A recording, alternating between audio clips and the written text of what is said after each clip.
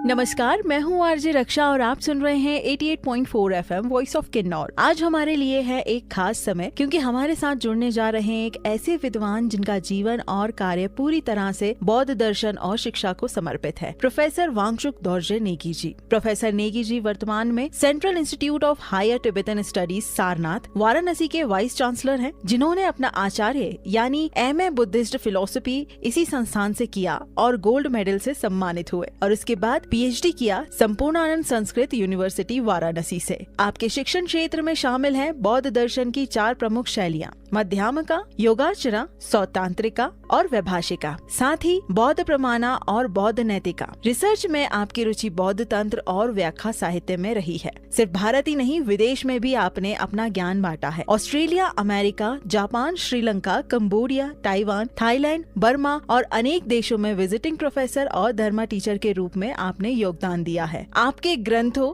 जैसे what is Buddhism, commentary on Dhammapada, Vajrayana दर्शन एवं साधना और प्राज्ञापारमिता हृदय सूत्र भाष्य ने बौद्ध दर्शन को समझाने का एक नया दृष्टिकोण दिया है। तो चलिए स्वागत करते हैं एक ऐसे विद्वान का जो भारत और तिब्बत के बीच के कल्चरल और स्पिरिचुअल ब्रिजेस को और भी मजबूत बनाता है। सर, बुद्धिज्म की ओरिजिन इंडिया में कैसे हुई और फिर ये धर्म तिब्बत तक कैसे पहुंचा?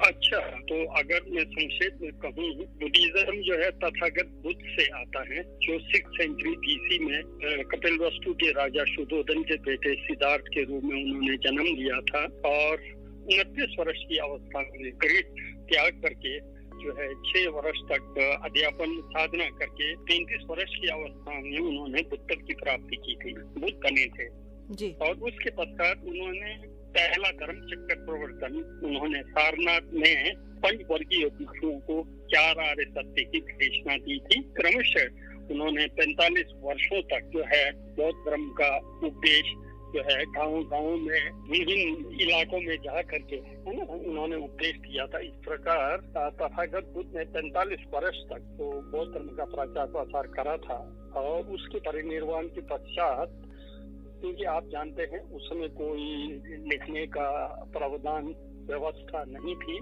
जितने भी जो अध्ययन अध्यापन हुआ करता था वो जो मौखिक ओरल ट्रेडिशन में होता था। तो फर्स्ट बुद्धिस्ट काउंसिल जो है राजगिरी के सप्तर्णी गुफा में बुद्ध के परिनिर्वाण के 3 महीने के बाद आजाद शत्रु ने स्पॉन्सर किया था और 500 अर्थात एक साथ बैठ करके जो है वो बुद्ध ने क्या क्या कहा था उसका जो संगायन करते हैं, संगीति करते हैं। काउंसिल है ना, बुद्धिस्ट काउंसिल के नाम से जाना जाता है, पहला बुद्धिस्ट काउंसिल। उसके बाद सेकंड बुद्धिस्ट काउंसिल जो है वैशाली में 100 वर्ष के बाद हुआ था। तो तब तक भी जो है जितने भी बुद्ध के वचन थे ओरल ट्रेडिशन के रूप में ही आता था, रिटर्न होता नहीं था।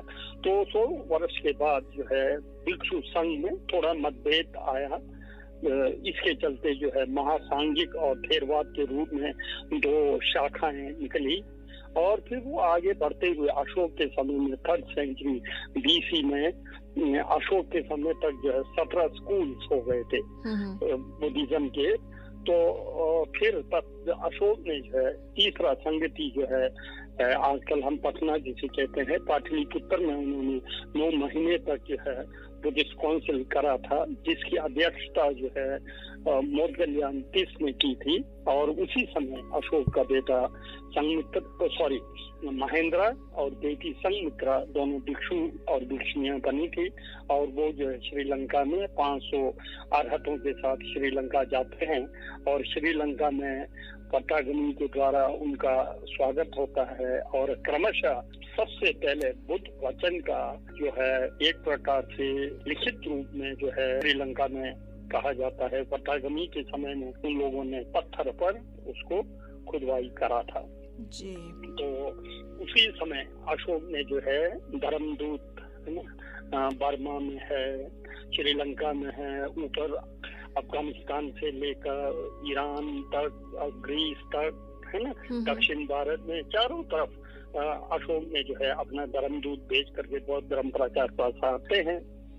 तो फिर 1st सेंचुरी के आसपास फर्स्ट सेंचुरी बीसी में चाइना में भी बौद्ध धर्म जाती है और क्रमशः फिर बौद्ध धर्म का प्रचार चाइना में भी होता है। फिर चाइना से आपका जापान है, तो आपका कोरिया आदि में भी होता है। फिर धीरे धीरे 7th सेंचुरी में तिब्बत के सोनबिंग गम्बो जो है अपने मंत्री को भारतवर्ष में भेजते हैं। वो नालंदा में आकर के अध्ययन करते हैं।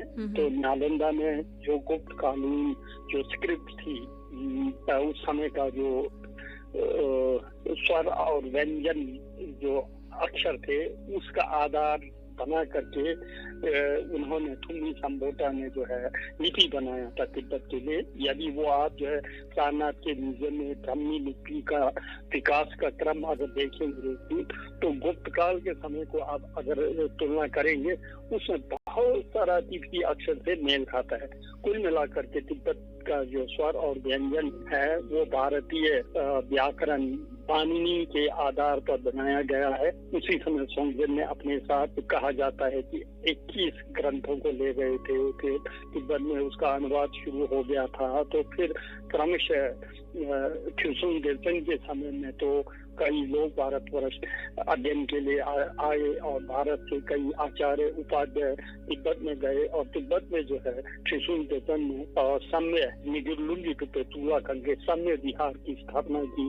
वहाँ ये हमारे बागलपुर चंपाराना जिसे आज विक्रमशील विश्वविद्यालय कहते हैं उसके उपाध्याय शांता रक्षित को उन्होंने, ये धर्मपाल के समय है, पाला डायनेस्टी के समय है, उस समय वो तिब्बत में गए थे और वहाँ पर उन्होंने भिक्षु संघ की स्थापना की। और फिर बौद्ध धर्म का प्रचार प्रसार का श्रेय जो है भारत के शांता रक्षित जी को सबसे पहले होता है। और फिर उसके बाद उन्होंने जो उद्यान अभी कहा जाता है कि स्वात रिवर है जो इस्लामाबाद और अफगानिस्तान की स्वात रिवर है जो अफगान वहाँ से गुरु पद्म संभव को जो आमंत्रित करा था। फिर उन्होंने भी तिब्बत में जो तंत्र का प्रचार प्रसार करके बौद्ध धर्म का तिब्बत में प्रादुर्भाव जो है शांता रक्षित जी और गुरु पद्म संभव के द्वारा होती है। तिब्बतन सोसाइटी ने हमेशा इंडिया को एक स्पिरिचुअल और कल्चरल हब के रूप में देखा है। आपके नजरिए से इसका क्या कारण हो सकता है? निश्चित रूप से ये वास्तविकता है। तिब्बत में बुद्धिज्म जो है 7th सेंचुरी में जाता है। 7th सेंचुरी से पहले 7वीं शताब्दी से पहले वहाँ पर कोई धर्म या दर्शन या साहित्य नहीं थे। जैसे कि मैंने अभी कहा कि उन्होंने पाणिनि के आधार पर स्वर और व्यंजन बनाए, लिपि बनाई, भाषा बनाया, ठीक है ना। यहाँ तक कि साहित्य का तो भाषा कुछ था नहीं। तो इसका अर्थ यह है कि तिब्बत में 7th सेंचुरी से पहले लोग एक प्रकार से जिप्सी के रूप में, एक प्रकार से गजरिया के रूप में, कुमंतक के रूप में जो है थे। वहाँ बहुत बड़ा विहार या अध्यापन का कोई परंपरा जैसा नहीं था। तो इसलिए विशुद्ध रूप से तिब्बत की जो परंपरा है वो भारतीय नालंदा परंपरा है। यहीं से स्क्रिप्ट बन करके तिब्बत जाता है, यहीं से नालंदा से साहित्य तिब्बत में जाता है। भारत के उपाध्याय आचार्य लोग तिब्बत में जाते हैं, वहाँ के युवा यहाँ अध्ययन के लिए आते हैं।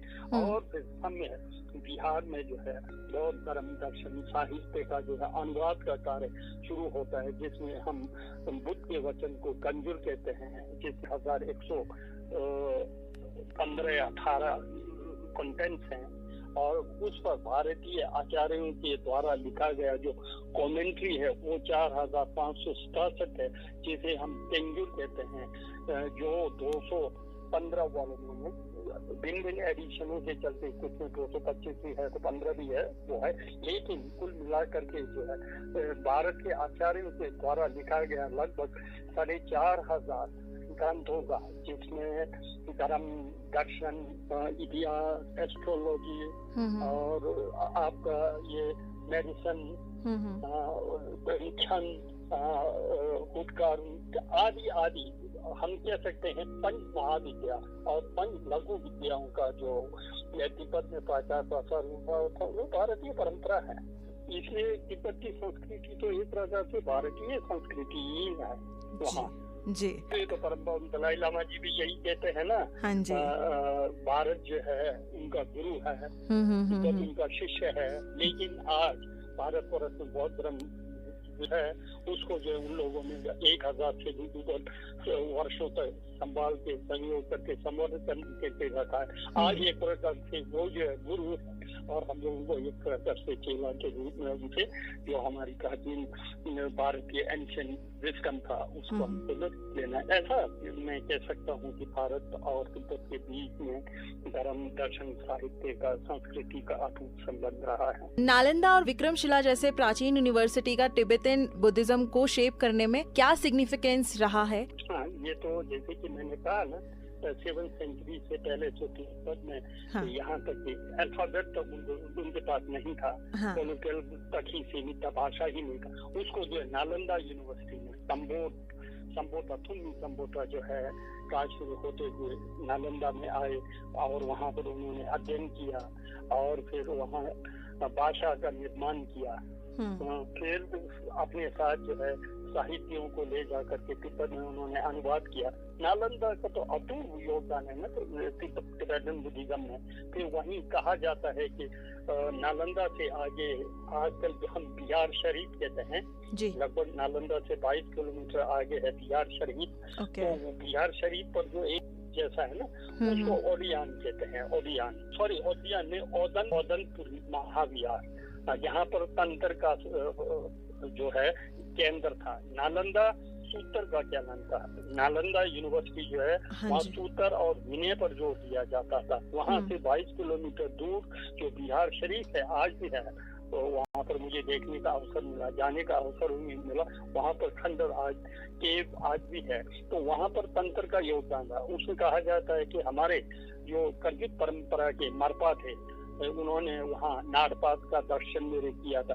कुल मिला के जो भी हो, जो ओदनपुरी महाविहार थी उस समय, तो उसी का एग्जाम्पल लेकर के, उसी का नमूना जो है तिब्बत में जो साम्य है, तो शांतरक्षित में अनुवाद के लिए जो एक केंद्र स्थापित किया, उसका आकार, उसका एक प्रकार से डिजाइन जो है ओदनपुरी महाविहार को मद्देनजर में रहो, उसको ये इमेज में रखे, उसके रूप में बनाया था। कहते हैं साम्य निजुर लुंगी जो कि तुगलाखंड जो है ओदनपुरी बिहार का रूप है। हिमाचल प्रदेश के बॉर्डर के एरियाज काफी क्लोजली लिंक्ड रहे हैं तिब्बत से। आप बताइए कि रीजन में इंडिया ने तिब्बतन कल्चर और स्पिरिचुअल लाइफ को किस तरह से इन्फ्लुएंस किया है इन सभी रीजन ने? हाँ, तो जैसे मैं किन्नौर का हूँ जी, तो आप देखते हैं ना किन्नौर से यदि शिमला पार करके आपको पंजाब हरियाणा में आना हो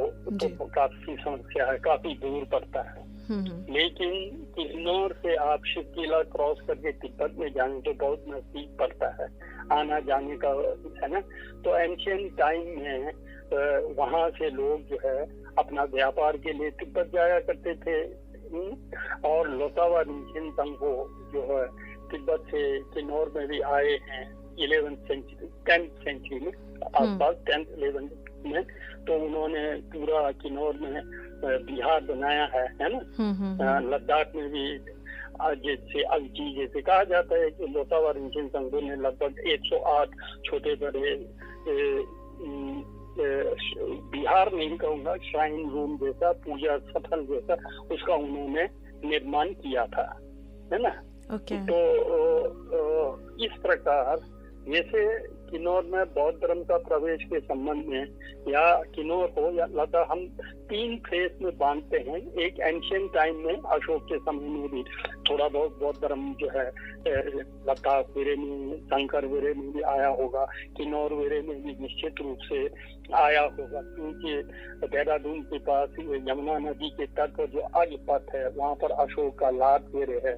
तो जब अशोक वहाँ आए थे तो किन्नौर से भेड़ बकरी वाले उत्तराखंड, उत्तरांचल, सिरमौर आदि में जाते हैं। तो इस संपर्क में आकर के शायद अशोक के समय में थोड़ा बहुत बौद्ध धर्म जो है किन्नौर वेरे में रहा होगा, क्योंकि आगे चल करके जब हैंसंग भारत में यात्रा करता है तो वो कुल्लू में भी आए थे। तो कुल्लू में आए थे, कुल्लू में भी काफी बौद्ध धर्म का केंद्र था।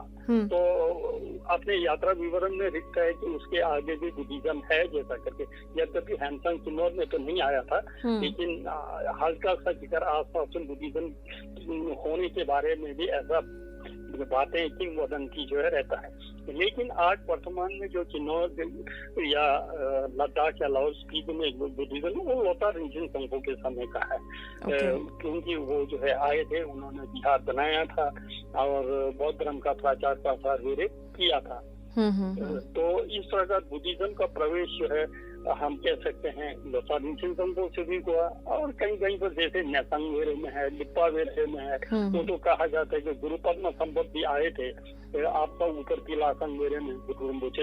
यदि गुरु रिम्पोचे आए होंगे तो वो तो 8th सेंचुरी में है, तो उनका भी रहा होगा। लेकिन आगे चलकर 60th में तिब्बत की जलवा कोथंग वाले जो शासो में कोथंग केव है ना आज आए थे।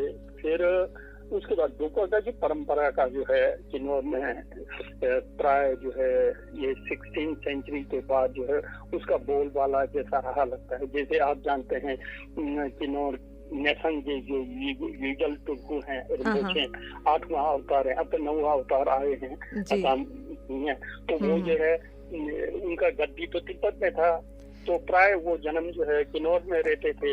बिल्कुल। तो उनका एंटरमेंट जो है तिब्बत में जाकर होता था। उस समय लोग उनके साथ तिब्बत में अध्ययन के लिए जाते थे, अध्ययन करके वापस लौटते थे। इस प्रकार किन्नौर में ज्यादातर उसमें जो है ये आपका डुप्पा का जो परंपरा का बोलबाला रहा है, ऐसा जैसा लगता है। लेकिन बाद में लोता रिंझेन संघो ये 17th या 18th सेंचुरी एग्जैक्ट मेरे को अभी याद नहीं है, उसमें वो जब तिब्बत में गए थे तो पेंशन टाशीलुम्बो में गए थे।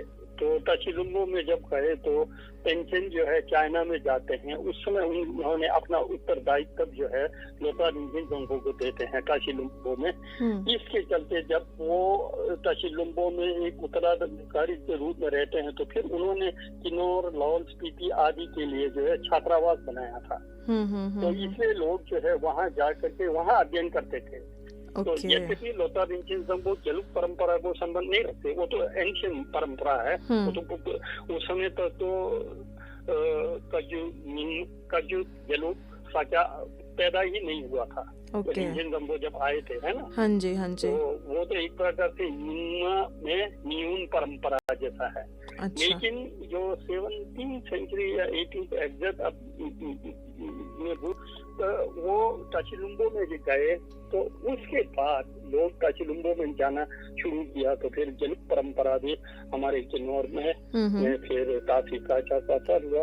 इस प्रकार जो है तिब्बत और किन्नौर के बीच में जो है बौद्ध धर्म का संबंध ऐसा जैसा दिखता है। ओके, तो इस प्रकार सभी लोगों को इन्फ्लुएंस किया गया, समझा sir. Okay sir, Kinnaur, Spiti, Dharamshala, Ladakh, Sikh की मोनेस्ट्रीज हैं, आज भी लर्निंग के लिए बड़े सेंटर्स बन चुकी हैं ये सारी मोनेस्ट्रीज। ये किस तरह से इंडिया के कंटिन्यूइंग रोल को दिखाता है और तिब्बतन स्पिरिचुअल लाइफ में ये कैसे अपना रोल निभाता है? देखिए, ये तो व्यक्ति जो है मेरे दृष्टि में विज्ञान के बिना तो रह सकता है जी, लेकिन आध्यात्म के बिना, धर्म के बिना रह नहीं सकता है। बिल्कुल। धर्म मीन्स आस्था, हाँ जी, है ना। धर्म मीन्स जीवन जीने की शैली या आस्था जी। ये जो व्यक्ति के साथ जुड़ा है, इसीलिए किसी न किसी में लोग आस्था रखते ही हैं। उसमें जो है धर्म का बहुत बड़ा योगदान है। धर्म के बिना व्यक्ति कैसे रहे। तो इस संबंध में जब देखेंगे तो हिमालय में कौन सा धर्म है, कौन सा धर्म जो है रूठित है, ये देखते हैं। बुद्धिज्म है, तो बुद्धिज्म होने के नाते मुझे याद है बचपन में तो हमारे गांव में तो स्वतंत्रता से पहले कहाँ स्कूल हुआ करता था। बिल्कुल, स्कूल नहीं थे ना जी जी, मोनेस्ट्रियां तो थे ना। हाँ जी, मरना जीना अध्यापन जो भी हुआ करता था वो बिहारों में ही होते थे। वहाँ के प्रमुख जो है गुरुजी लोग ही होते थे, उन्हीं के मार्गदर्शन से ही हुआ करता था। एक प्रकार से गाँव का जो पूजनीय होता था, आदरणीय होता था, ये तो वही नामाजी लोग ही होते थे, है ना। बिल्कुल तो बिल्कुल। इसलिए उसका प्रभाव तो स्वाभाविक है, समाज में प्रभाव तो स्वाभाविक है गुरुजनों का, बुद्धिज्म का, तो उसका तो बहुत बड़ा योगदान है ही है। ये हिमालयन संस्कृति लिए जब बुद्धिज्म का वहाँ के समाज और संस्कृति में प्रभाव है, तो बुद्धिज्म का ओरिजिन तो बुद्ध गया है, बोधि ट्री, पीपल का वृक्ष है जिसके नीचे बुद्ध ने बुद्ध की प्राप्ति की थी। सारनाथ है जहाँ तथागत बुद्ध ने अपना देश में किया था। लुम्बिनी है जहाँ उनका जन्म हुआ। जहाँ परिनिर्वाण कुशीनगर, वो तो भारत भूमि में है ना। हाँ जी, हाँ जी। वो तो इसलिए जो है वो एक प्रकार से अनायास ऑटोमेटिकली स्वाभाविक रूप से सहज रूप से है ना, देश के प्रति उनका आस्था तो अपने से बढ़ता है ना। हाँ जी। फाइनली इंस्टीट्यूशन जैसे central institute of higher Tibetan studies Sarnath आपके हिसाब से इंडो तिब्बतन इंटेलेक्चुअल थॉट्स को शेप करने में इनका क्या रोल रहा है? यदि आप किन्नौर में आज जो तिब्बत के महान गुरु दलाई लामा जी, साक्यागोमा जी, भिक्षु मोचे आदि आदि जो महापुरुष वहाँ आते हैं, तो उनके भाषणों को, उनके विचारों को कोई ठीक अनुवाद करके देता है, वो जो है हमारे संस्थान का प्रोडक्ट है, हमारे संस्थान से निकले छात्र हैं जी। तो वही लोग अनुवाद का काम करते हैं और हमारे संस्थान से निकले हुए छात्र किन्नौर में कई जगह पर शास्त्री के पद पर बैठकर संस्कृत का अध्यापन करा रहे हैं और जहाँ भी मोनेस्ट्री है उसमें जो सेक्रेटरी का काम करने वाला हो, है ना, वो हमारे यहाँ के छात्र हैं। किन्नौर से निकले हुए कई छात्र हैं। लद्दाख में अगर आप देखेंगे ना तो हर स्कूल में जो है हमारे संस्थान से निकले छात्र लोग वहाँ पर संस्कृत पढ़ा रहे हैं, तो हिंदी पढ़ा रहे हैं, तो बोधी भाषा पढ़ा रहे हैं। और सिक्किम में देखेंगे, दार्जिलिंग में देखेंगे, इन क्षेत्रों में जो है बौद्ध धर्म, दर्शन या भाषा का जो एक प्रकार से दायित्व लेकर के कार्य कर रहे हैं, वो तो हमारे संस्थान से निकले छात्र लोग ही तो हैं। तो इसलिए मैं समझता हूँ बौद्ध धर्म का प्रचार प्रसार के लिए तो तीर्थी संस्थान का बहुत बड़ा योगदान है। यहाँ से निकले कई छात्र सिर्फ भारत पर नहीं, विदेशों में भी केंद्र स्थापित करके बौद्ध धर्म दर्शन का प्रचार प्रसार कर रहे हैं। तो तीर्थी संस्थान का तो मैं समझता हूँ बौद्ध धर्म दर्शन के प्रचार प्रसार में अपमान है। आज भी हमारे संस्थान में 40-45 बच्चे किन्नौर के हैं, 90 से ज्यादा लद्दाख के हैं, 115 अरुणाचल से छात्र आए हैं। यहाँ से पढ़ के निकल करके वो जो है भिन्न क्षेत्रों में कार्य करते हैं। तो आज का ये संवाद एक अनमोल अनुभव रहा। प्रोफेसर वांगचुक दोरजे नेगी जी ने हमें समझाया और दिखाया कि बौद्ध दर्शन सिर्फ एक शास्त्र नहीं बल्कि एक जीवन शैली है जो सभ्यताओं, सीमाओं और समय को जोड़ती है। उनके अनुभव और विचार भारत और तिब्बत के स्पिरिचुअल और कल्चरल संबंधों को और भी गहरा बनाते हैं। हमें पूरा विश्वास है कि आज की ये बातचीत आपके लिए प्रेरणा का एक नया स्रोत बनकर रही होगी। इसी के साथ मैं आरजे रक्षा आपसे विदा लेती हूँ। आप सुन रहे हैं 88.4 FM वॉइस ऑफ किन्नौर। जल्द ही फिर मिलेंगे नए विषय पर, नए मेहमान के साथ, नए दृष्टिकोण के साथ। तब तक के लिए ज्ञान और प्रेरणा की रोशनी को अपने जीवन में बनाए रखिए। Thank you and stay tuned.